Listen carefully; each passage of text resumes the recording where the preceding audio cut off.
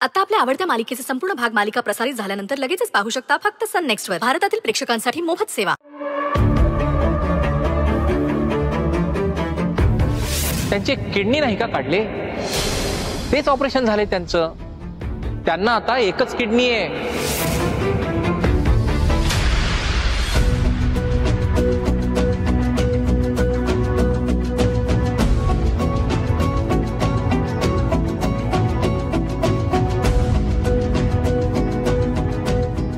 सुंदरी, आधी आज झोपलाय.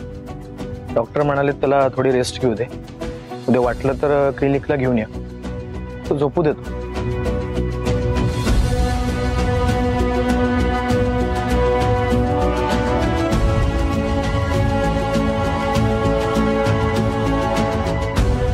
काय झालं सुंदरी, असं का बघतेस माझ्याकडे?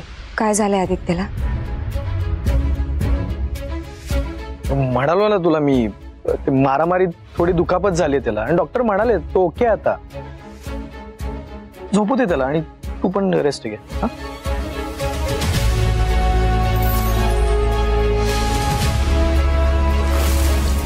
अजून काय काय लपवणार आहे माझ्यापासून? काय बोलतेस तू सुंदरी? आदित्यच्या किडनीचं ऑपरेशन झालंय हे कळलंय मला. काय? कोण म्हणाल तुला असं? डॉक्टर. आणि त्यांनी हेही सांगितलंय की तुम्हीच डॉक्टरांना आदित्यची मेडिकल हिस्ट्री सांगितली. हे सगळं काय? माझा अंत नका बघू. सुंदरी, आदित्यने आमच्याकडून वचन घेतलं होतं. आमच्याकडून म्हणजे? आमच्याकडून म्हणजे तू आणि सावी सोडून घरातल्या सगळ्यांना माहिती की आधीकडे फक्त एकच किडनी आहे. आधीने तुला किडनी दिली कारण तुझा जीव वाचवायला. माझा जीव वाचवला म्हणजे? सुंदरी, तुझा ऍक्सिडेंट झाला. ऍक्सिडेंट नंतर तुझ्या दोन्ही किडन्या निकामी झाल्या.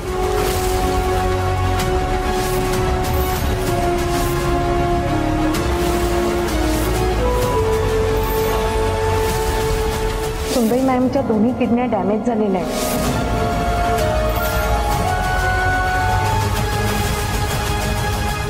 मी माझी किडनी डोनेट करायला तयार आहे.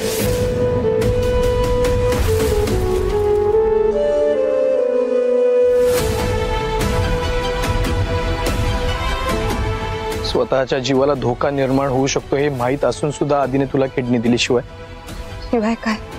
शिवाय डॉक्टरनी सांगितलं की आधीने तुला दिलेली किडनी जर तुला सूट झाली नाही तर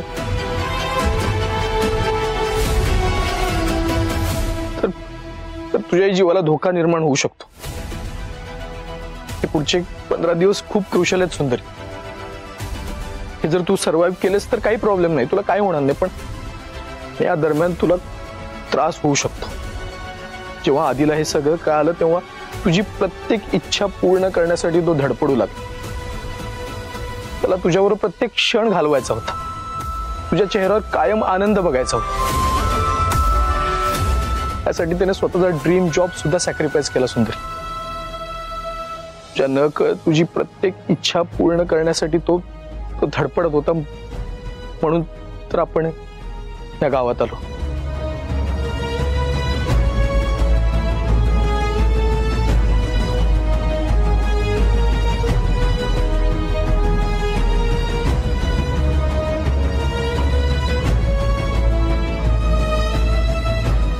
म्हणजे एवढं सगळं झालं आणि तुम्ही कोणीच?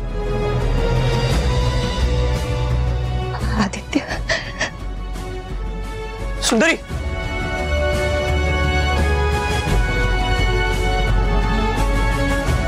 बरं झाली कोंडी फुटली. लपवाछपवी संपली एकदाची.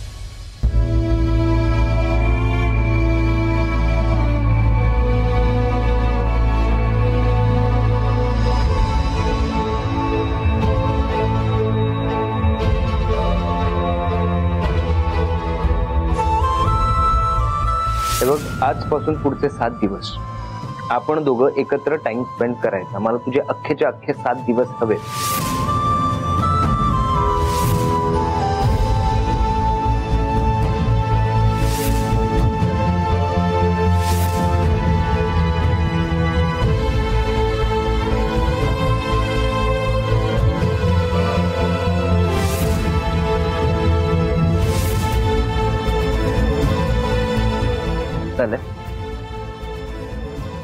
चांगलं ना?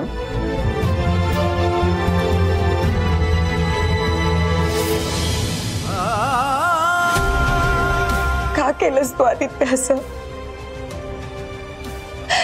का केलंस आणि का लपवलंस हे सगळं माझ्यापासून? तू माझ्या इच्छा पूर्ण करण्यासाठी तू एवढा झटलास, पण मग परत स्वतःच्या जीवावर उदार का झालास? का केलंस आदित्य? का स्वतःच्या जीवावर उदार? सुंदरी,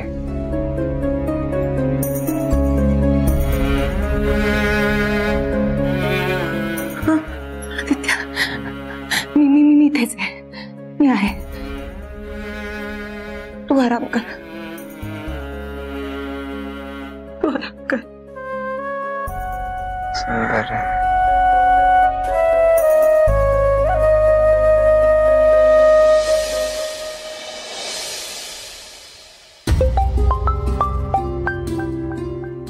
अगं बाई, एवढ्या रात्री सरूचा फोन? हॅलो हॅलो सरू. आहे सरू, अगं काय झालंय? ए बाळा, अगं तुझी तब्येत तर नीट आहे ना? सरू, काय झालंय सांग बघू मला. तुम्ही का ग केलं असं? माझ्यापासून एवढी मोठी गोष्ट का लपवून ठेवली तुम्ही?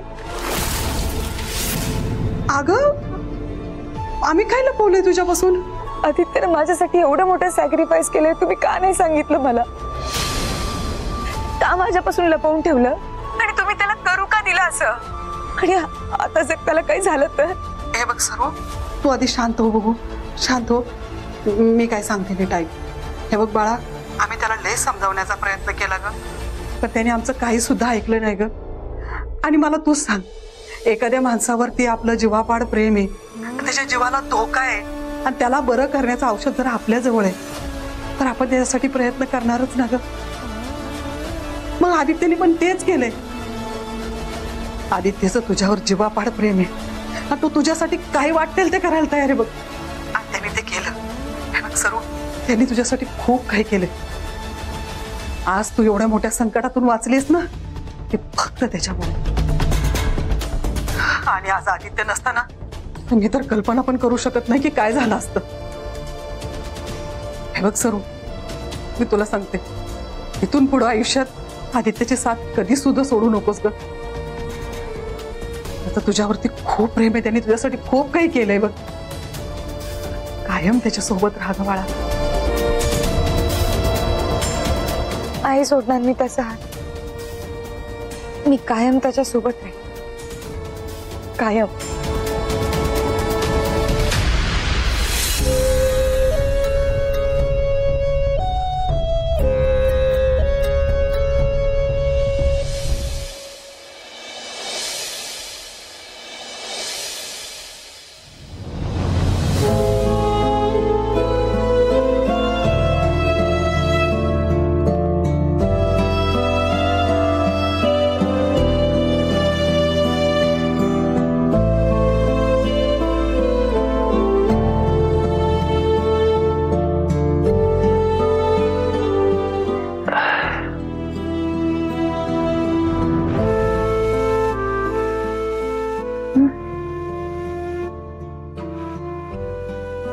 आदित्य, आदित्य काय झालं? डॉक्टरांना बोलवू का मी? नाही नाही नाही, मला काही नाही होते अगं, मी बरं आहे. तुला थकवा जाणवतो का? मी तुला नको उठूस तू. तुला ऐक ना आदित्य, अरे तू. नाही नाही, मला काही नाही झालंय, मी ओके. तू असताना मला काय होणार आहे? मी एकदम ओके, मला काही झालेलं नाही. फक्त काय आलं, मारामारी करताना ना जरा खर्चटलं, तेवढंच फक्त. काय झालं सुंदरी? बोल ना, काय झालं? असं का बघतेस माझ्याकडे? काय झालं तुला माहित नाहीये? तुझ्या पोटावर जी जखम आहे, ती जखम कसली आहे रे? मारामारी करताना खर्चटलं जरा. ते कृष्णाला विचार ना, हवं तर. हो, हा खरंच विचारू का रे कृष्णाला मी? ते काम करते मी घरच्यांना विचार. हा ते सांगते. नाही नाही काम करते मी ना त्या हॉस्पिटलमध्ये फोन करते जिथे मी ऍडमिट होते. त्यांना फोन लावून विचारते की कुठल्या ऑपरेशनची जखम आहे.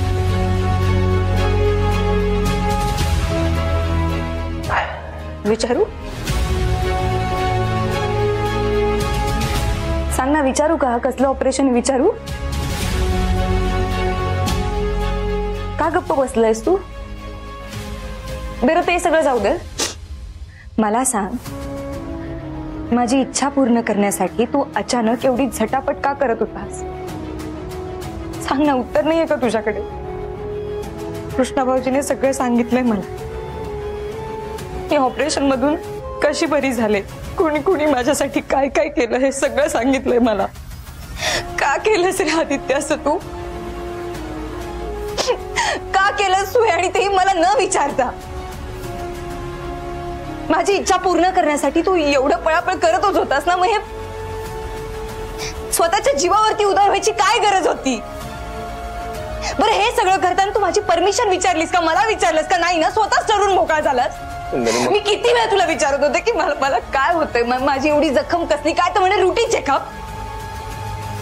माझं ठीक आहे, पण हे काय करणार होतो सांग? तुला मरताना असं बघत राहू? सुंदरी हे बघ, मी जर आधी तुला सांगितलं असतं ना, तू मला हे करून दिलं नसतं. मला माहितीये तू मला अडवलं असतं, म्हणून मी नाही सांगितलं तुला. मला मान्य आहे माया, मी सगळ्यांना सांगितलं की तुला सांगायचं नाही. माझी चूक झाली, पण माझ्याकडे दुसरा ऑप्शन नव्हता सुंदरी. मी आयुष्यात खूप त्रास दिलाय तुला. मला तो सगळा त्रास भरून काढायचाय सुंदरी. माझं काय चुकलंय त्यात? मला तुला आनंदात बघायचंय, सुखात बघायचंय. काय चुकलं माझं? चुकलं तुझं नाही, चुकलं माझं आहे. मला ना नाही राहायचं तुझ्यासोबत. तू याआधी स्वार्थी होतास, आत्ताही स्वार्थी आहेस आणि इथून पुढे पण स्वार्थी असणार. तू फक्त स्वतःचा विचार केला, माझा अजिबात विचार केला नाहीस. मला काय वाटेल, तुला काही झालं तर मी काय? मला तुझ्यासोबत राहायचंच नाही. मला जायचं इथून. नाही बोलायचं तुझ्यासोबत, नाही राहायचं.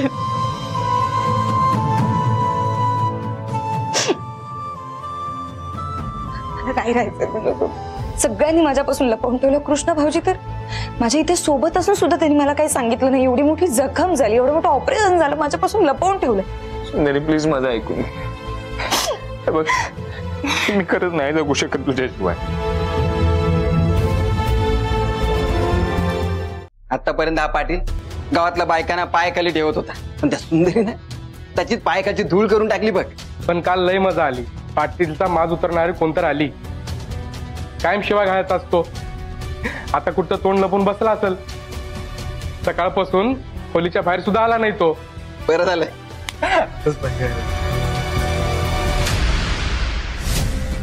काय झालं साहेब? काल माझ्या घरी येऊन मला दादागिरी दाखवून गेली. तिला दाखवतो दादागिरी काय असते ते. थांबा जरा दमाने घ्या की जरा.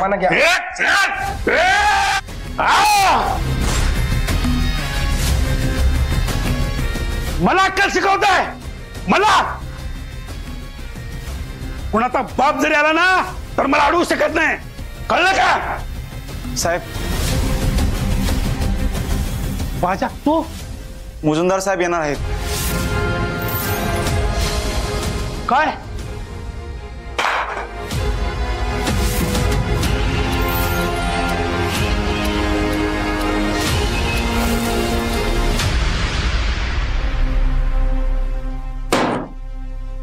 नालायक पाटलाचा स्कॅम जगासमोर आणायचा कसा? एकमेव पुरावा होता, तो पण नष्ट झाला. सगळं माझ्यामुळेच झालंय. त्या माणसाला अडवलं असतं तर आपला एकमेव पुरावा वाचला असता. आदित्य तू स्वतःला का दोष देतोस? अरे तू निदान प्रयत्न तरी केलास आणि बरंच झालं तू या सगळ्यात नाही पडला. ती जखम अजून ताजी आणि वरतून अजून काही झालं तर काय करणार? सुंदरी, काल त्या पाटलांच्या घरी गेली होतीस ना, त्याच्या बोलण्यातून काय कळलं? भाऊजी तो सरपंच निर्लज्ज आहे. उघड उघड त्याने मान्य केलं की हा स्कॅम आहे आणि ह्या सगळ्यात तो सुद्धा इन्व्हॉल्ड आहे. एक मिनिट. काल सुंदरी सरपंचच्या घरी गेली होती, तेही एकटी? आधी तू तेव्हा बेशुद्ध होतास. अरे हो, पण कृष्णा तू होतास ना, तू जाऊ शकला असतास ना तिच्यासोबत. अरे सुंदरी, तुला सुद्धा काय गरज होती एकटं जायची? माझी अवस्था बघते ना काय. आता तुझं ऑपरेशन झाले, त्यातनं तू उठलेस आणि ऐक ना प्लीज शांत हो. बरं सॉरी. हे बघ, एक काम करते, इथून पुढे जायचं असेल तर तुला विचारून किंवा तुला सोबत घेऊन जाईल, मग तर झालं. हा प्लीज रिॲक्ट नको प्लीज. मला असं वाटतं की आता सगळ्यात महत्वाचं आहे की त्या सरपंचाचा छडा कसा लावायचा, तिकडे जास्त लक्ष दिलं पाहिजे आपण. सुंदरी, तू सचिव साहेबांशी याबद्दल काही बोललीस का? म्हणजे त्यांना कॉल केला होतास तू? माझ्याही डोक्यात असा विचार आला बरं का, पण मग नंतर म्हणलं की आपण हे सगळं त्यांच्या परस्पर करतोय, असं परस्पर ऍक्शन घेतलं त्यांना आवडणार नाही, म्हणून मी पण जरा शांत राहील. म्हणजे आता याच्यावर काहीच मार्ग नाही. मार्ग नाही असं नाही, पण आपण जर विचार केला ना तर नक्कीच काहीतरी सापडेल.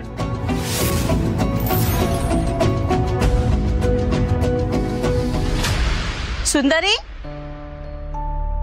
गोदामावशी,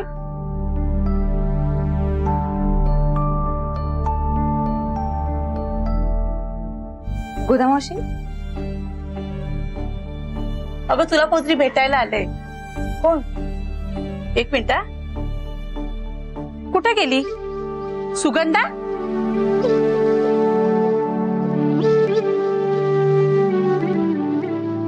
ये सुगंधा, ये ना. अगं ये, लाजू नको, ये.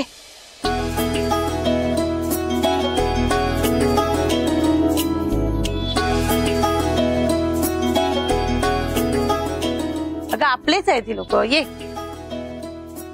ये, तुझ्या मोठ्या बहिणीसारखीच आहे.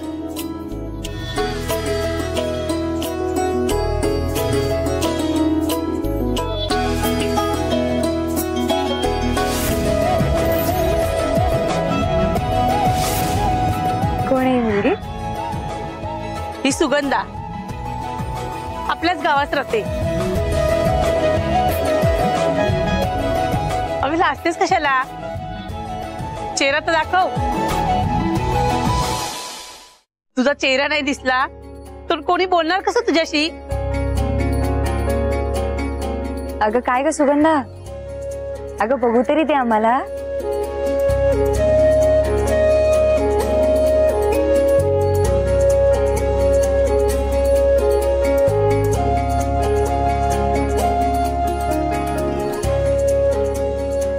अच्छा, कोण आहे बघू तरी ते.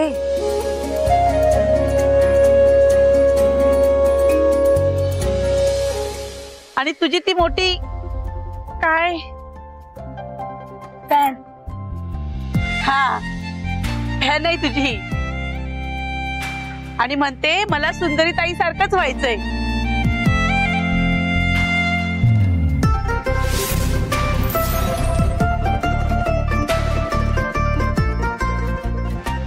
अरे वा, सुंदर. मला माहितीये मी सुंदर नाही, पण ताई तूच बोलतेस ना, सुंदरता ही बाह्य रूपावर नाही तर अंतर्मनावर अवलंबून असते.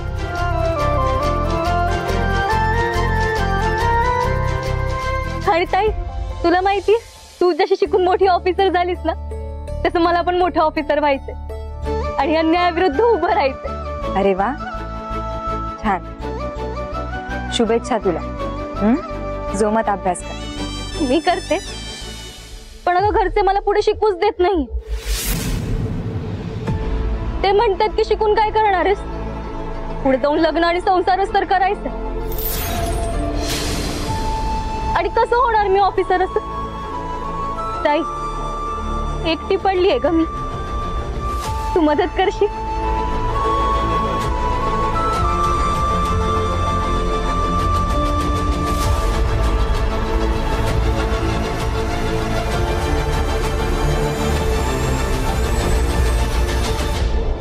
का नाही करणार, नक्की कर.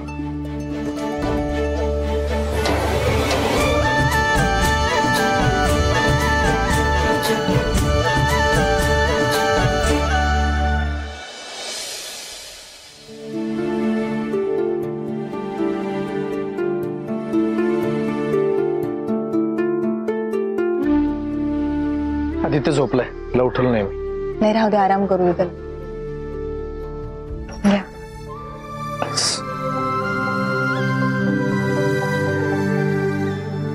बरे सुगंधा, काय झालं, काय बघतीयस? ताई, घर खूप छान आहे तुझं. आमच्या घराला असं छप्परच नाही. जरा जरी पाऊस पडला ना की अख्खं छप्पर खाली येतं आणि मग आम्ही सगळे भिजून जातो. मग नुसती धावा धाव सगळ्यांची. बरं मला सांग, काय काम होतं तुझं? हो ताई, मला तुझ्यासारखं IAS ऑफिसर बनायचंय. पण 12वी नंतर शिकायला आपल्या गावात जवळपास कुठे शाळा कॉलेजच नाही ग. नाही आहेत तसं, पण खिशाला परवडत नाहीत. म्हणजे येऊन जाऊन विषय शाळेवरच अडतं. नाही ग, आई बाबांनी ना लग्न ठरवलंय माझं. का तर मुलाकडे खूप पैसा आहे म्हणून. तसं आम्ही पण पैसे घेतलेत त्यांच्याकडनं, म्हणून आम्ही उपकाराखाली आहोत आता. पण ताई, मला खरंच नाही करायचं ग लग्न.